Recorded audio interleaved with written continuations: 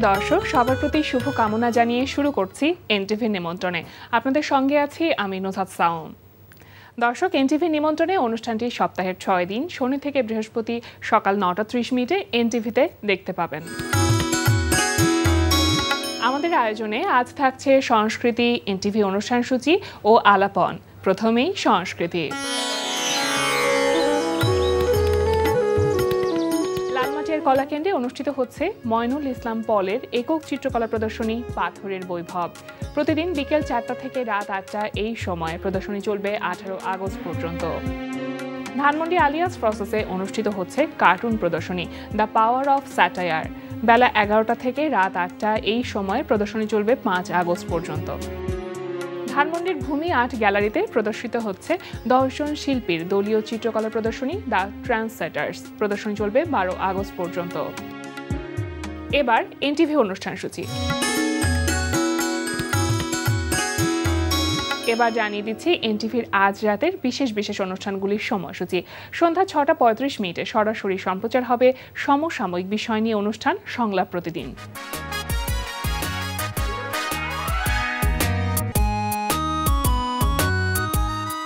রাত 8:20 থাকছে মাবরুর রশিদ বান্নার পরিচালনায় ধারাবাহিক নাটক ছাত্রাবাস। যখন বন্ধু আমি না আসলে রিয়েলাইজ করছি, বুঝছস, তোর এই নাসির ভাইয়ের লগে দিয়ে তোর যে কষ্টে ফালাইছি এটা আসলে আমার উচিত হয়নি। আমি তোর বন্ধু বাচ্চা থাকতে তোর এই কষ্টে আমি থাকতে দিতে পারবো না, বুঝছস। তোর থাকা লাগতো না নাসির ভাইয়ের লগে বাদ দিতে। বাবা রে, কত কষ্ট হইতেছে আমার দেখা না, হ্যাঁ জলদাস না এটা দেখা, হ্যাঁ লইতে চাইতেছস কমিশন দিতাম না দেখা। শোন, এত ভালো যে একটা বিজনেস তোর ধরা দিতেছি, আমার কমিশন দিবি না? রাত 9টায় থাকছে অনুষ্ঠান স্যান্ডালিনা গ্ল্যামার ওয়ার্ল্ড।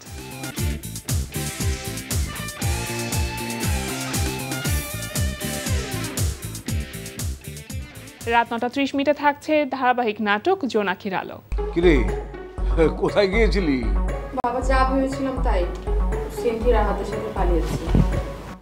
পালিয়েছে মানে? হ্যাঁ বাবা, আমি আর জ্যোতি গিয়েছিলাম রাহাতের বাসায়। যে শুনিও বাসায় নেই এবং ও ফোন দিয়ে বাসায় বলেছে যে একটা মেয়েকে নিয়ে পালিয়েছে, কেউ যেন কোনো টেনশন না করে। কি বলছিস সব? হ্যাঁ, কি হয়েছে? হ্যাঁ, আরে কি হয়েছে মানে কি? এই সিনথিয়া কোথায়? ও বাইরে গেল কি করে? আরে ও আমার কাছে তেঁতুলের শরবত খেতে চেয়েছিল, আমি শরবত করতে গেছি, এসে দেখি ও নেই। ও মা, তো শরবত বানাতে এসে গিয়ে দেখো যে নেই, তো সেটা আমাকে বলবে না? তখন আমাকে বলনি কেন তুমি? রাত 11:30 সরাসরি সম্প্রচার হবে টক শো এই সময়।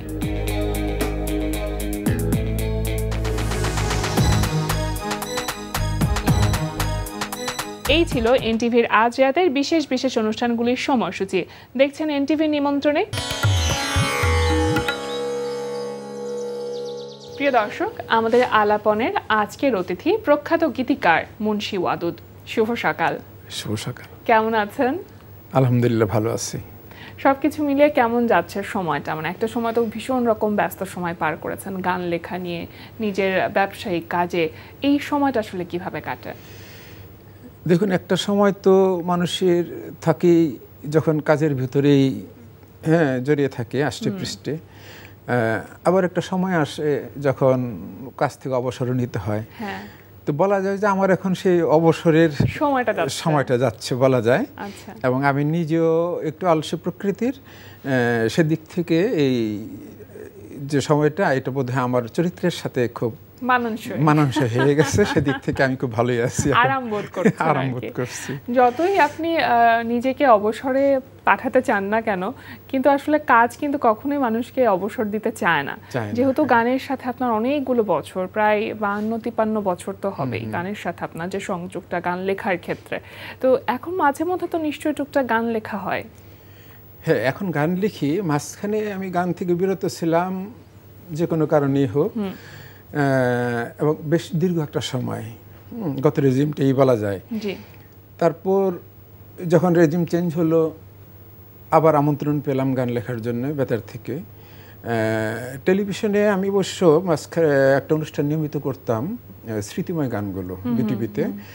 সেটির গবেষণা গ্রন্থনার কাজটা আমি করতাম। সৈয়দ আব্দুল হাদি উনি ছিলেন সম্মানিত আলোচক। তো সেটা দীর্ঘ 8 বছর প্রায় হয়ে গেল ওই অনুষ্ঠান কাজটা করতাম। তো ওটা নিয়েও একটু সমস্যা হয়েছিল। পরবর্তী পর্যায়ে আর টিভি কর্তৃপক্ষ চিন্তা করে দেখলেন যে না, এই অনুষ্ঠানটা মুন্সি আদর ছাড়া হবেই না। তো ওই একটি অনুষ্ঠানে জন্য আমার অনুমোদন ছিল এবং আমি সেটা করে সন্তুষ্ট। আমাকে অনেক গান লেখার জন্য টেলিভিশন থেকে বলেছে পরে, কিন্তু আমি লিখিনি। আর ইদানিং আমি রেডিওতে আবার কিছু কিছু গান লিখতেছি। সেটা বৈষম্য বিরোধী যে গান, সেটা দিয়ে শুরু করেছিলাম। আর ইদানিং আমি সম্প্রতি একটা ইউপিএসসি রেডিও থেকে আমাকে জানানো হয়েছে যে বেতার থেকে ওরা যে বৈষম্য বিরোধী গানগুলো করেছে, এই এখন তো বর্ষপূর্তি অনুষ্ঠান হতে যাচ্ছে, সেদিক থেকে প্রত্যেকটি স্টেশন থেকে ওরা বৈষম্য বিরোধী গানগুলোকে ওরা আহ্বান জানিয়েছে জমা দেওয়ার জন্য, এবং সেখান থেকে ওরা বাছাই করে 10টি গান আচ্ছা ওরা সিলেক্ট করেছে যে এটা একটা ওই বর্ষপূর্তি উপলক্ষে একটা অ্যালবাম তৈরি করবে এবং বিশেষ একটা অনুষ্ঠানও প্রচার করবে। তো আমি 3টি গান লিখেছিলাম তখন বৈষম্য বিরোধীর উপরে, এবং প্রথম গানটি তথ্য উপদেষ্টার উপস্থিতিতে রেকর্ড করা হয়েছিল। মজার ব্যাপার হয়েছে যে এই 10টি গানের মধ্যে ওই 3টি গান যে লিখেছিলাম, ওই 3টি গানই এই 10টি গান নির্বাচিত হয়েছে। আর এখন আবার বর্ষপূর্তি উপলক্ষে বিশেষ গীতি নকশাটা ওইটাও লিখলাম টেলিভিশন বেতারের জন্য। তো আর টুকটাক কিছু কিছু গান লিখছি, সেটা হচ্ছে একেবারে মনের খোরাক। নিজের মন থেকে যা আসছে তাই লিখে ফেলছেন এখন, কিন্তু আমি নিজের মন থেকে। আগে যেমন ফরমাইশি গান আমি বেশি লিখতাম, চলচ্চিত্রের সাথে জড়িত ছিলাম, তো চলচ্চিত্র মানেই তো ফরমাইশি গান সিকোয়েন্স অনুযায়ী। এখন কিন্তু সেটা নেই, আমি আমার মতো করে গান লিখছি। যেটা আমি সবসময় বলে আসি যে গানের মধ্যে কাব্য উপাদান সমৃদ্ধ গান হতে হবে।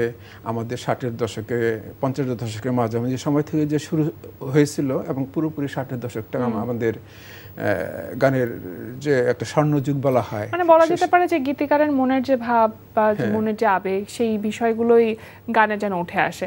আচ্ছা, একটু পেছনের দিকে যদি যায়, তাহলে আসলে অনেকগুলো বছর ধরে আপনার গান লেখা এবং এমন কোনো বাংলাদেশের কিংবদন্তি সঙ্গীত শিল্পী বা সঙ্গীত পরিচালক নেই যার সাথে আপনি কাজ করেননি।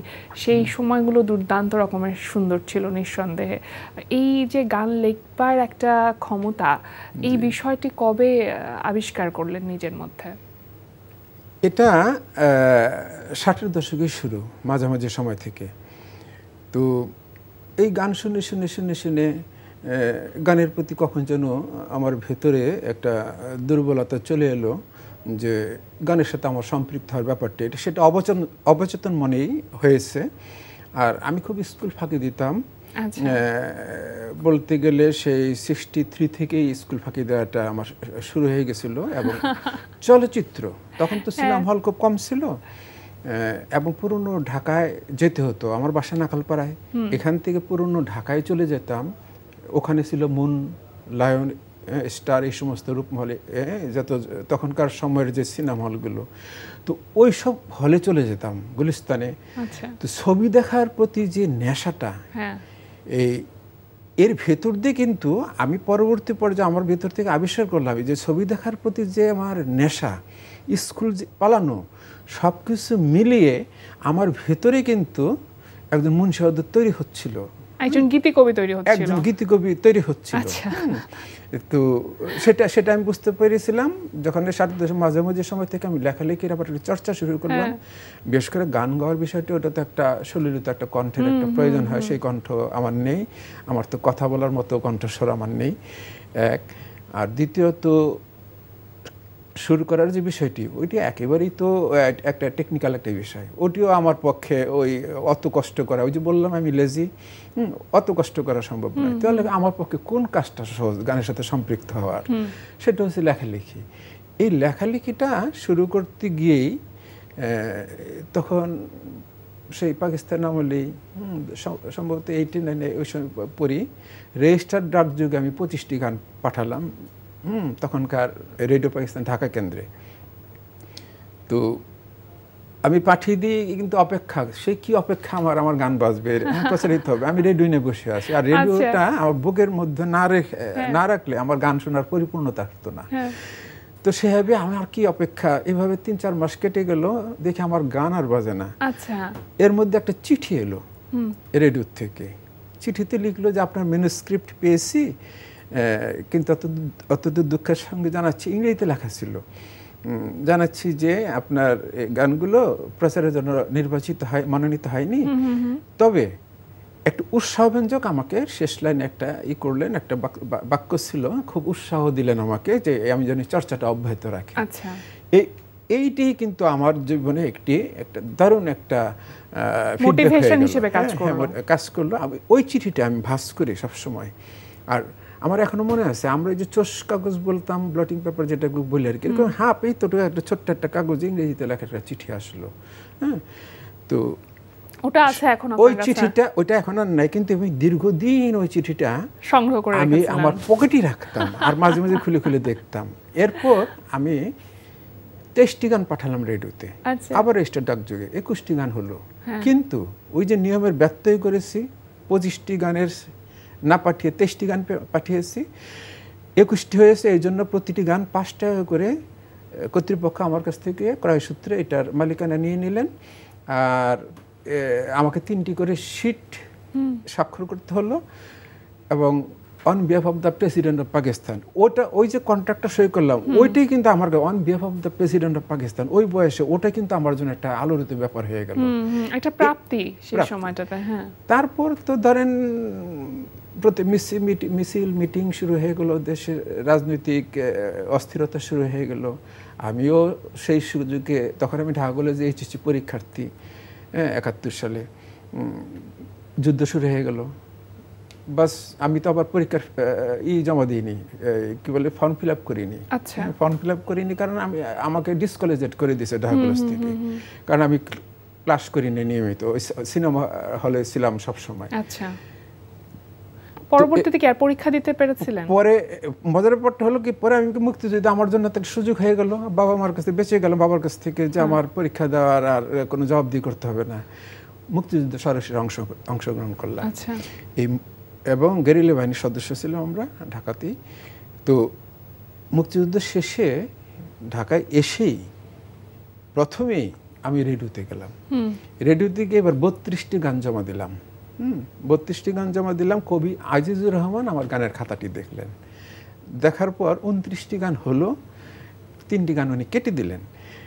29টি গান হলো এবং লাল কালিতে লিখলেন, আমার মনে আছে এখনো উপরে, যে গানগুলো উতরে গেছে।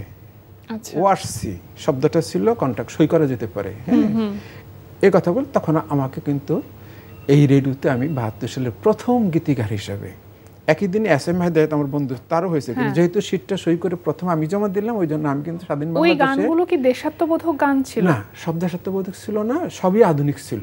আচ্ছা, পরবর্তী পর্যায়ে আমি দেশাত্মবোধক গান লেখা শুরু করেছি রেডিওতে। স্ক্রিপ্ট যখন লিখতে গেছি 16 ডিসেম্বর, 26শে মার্চ কিংবা 21শে ফেব্রুয়ারি, এই ঈদের স্কেচ, এগুলো যখন লিখতে গেছি, তখন দেশাত্মবোধক গান, বিভিন্ন স্বাদের গান লিখতে হয়েছে। প্রথম চলচ্চিত্র যেটার জন্য আপনি গান লিখেছিলেন, সেটা কত সালে এবং কিভাবে এলো সুযোগ? সেটা 70-এর দশকের মাঝামাঝি সময়ে। এটা একটা দুঃখজনক ঘটনা। যে ছবিটাতে আমি লিখতে গেলাম, সেটা দেলোয়ার জাহান জন্টু ছিল পরিচালক, ছবির নাম ছিল লিডার। তো সেই ছবির অর্ধেক শুটিং হওয়ার পর আর ছবিটা শুটিং বন্ধ হয়ে গেল। বাস ওখানে সমাপ্তি হয়ে গেল। তারপর এই শর্মিলির হাজব্যান্ড, শর্মিল আহমেদের হাজব্যান্ড রকিবউদ্দিন আহমেদ, ওনার একটি ছবিতে একটি গান লিখলাম, সৈয়দ আব্দুল হাদি কণ্ঠ দিলেন।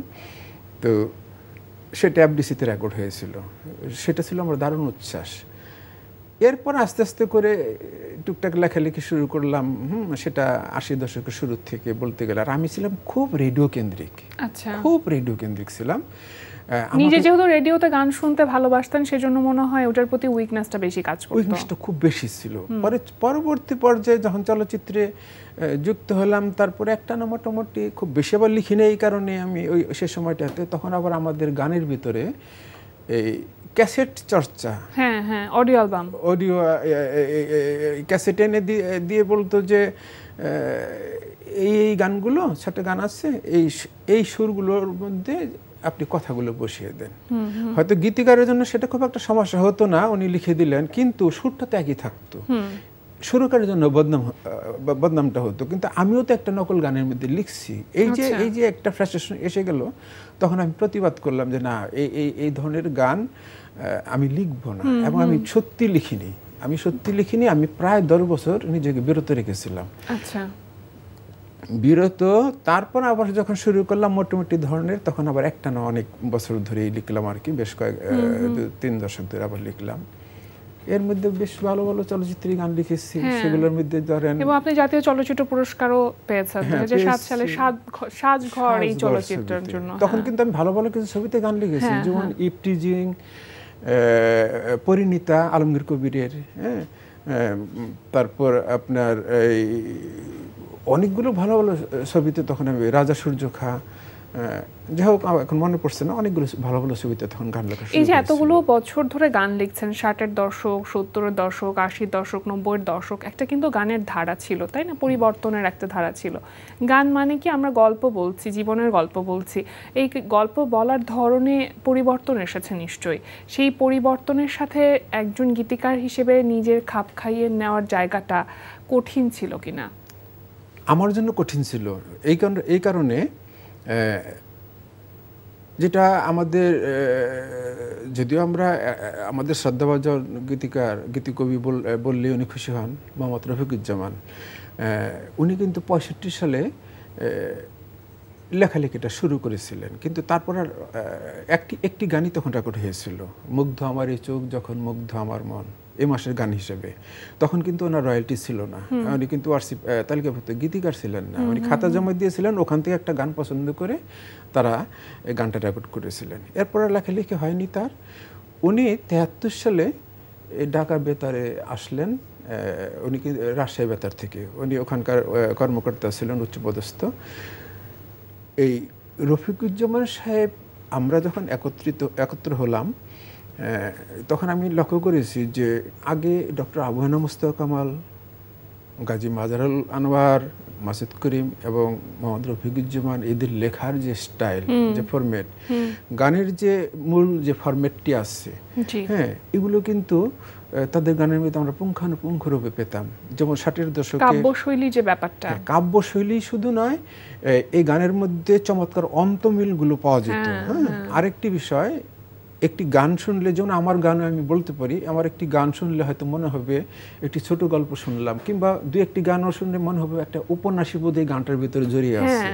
এই যে বিষয়গুলো, দৃশ্যকল্প, চিত্রকল্প, এই যে গানের অলংকার ইত্যাদি, অনুপ্রাস, এই যে গানের ভিতরের যে কিছু সমাহার উপাদানগুলো, এগুলো যদি না থাকে, সব মানুষকে কানেক্ট করতে, এবং সবাই আসলে গানগুলো শুনলে মনে হতো এটা বুঝি আমারই গল্প বলছে, আমার জীবনের গল্প বলছে একদম। সামনের দিনগুলোতে মানে যারা নতুন গীতিকার হিসেবে আত্মপ্রকাশ করতে চাচ্ছে, তাদের উদ্দেশ্যে যদি ছোট্ট করে কিছু বলবার থাকে আপনার। আমি দেখেন, এই বেতারে একসময়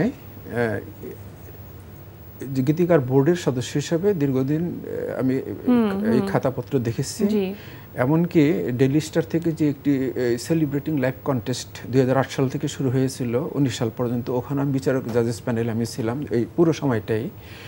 টেলিভিশনে আমি বিচার কার্য করেছি, তাছাড়া এমনি ব্যক্তিগতভাবে এই চ্যানেলেই তো ওখানে বিচার কার্য সাথে যুক্ত ছিলাম। তো থাকাতে হয়েছে কি, আমি বিভিন্ন রকমের খাতার, বিভিন্ন রকমের লেখার সাথে আমি পরিচিত হয়েছি।